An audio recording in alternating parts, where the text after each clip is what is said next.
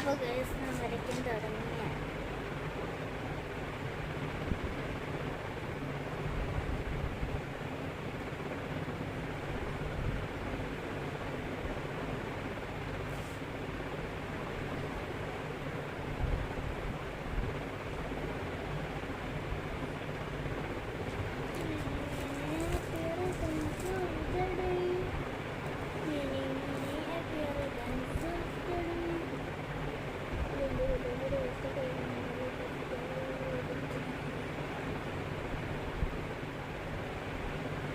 എൻ്റെ കൂട്ടുകാരുടെ ബർത്ത്ഡേ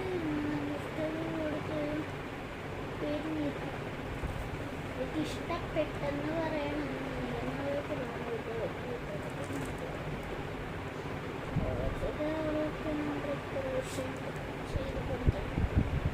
പാർട്ടിയോട് കാണിച്ചിട്ട്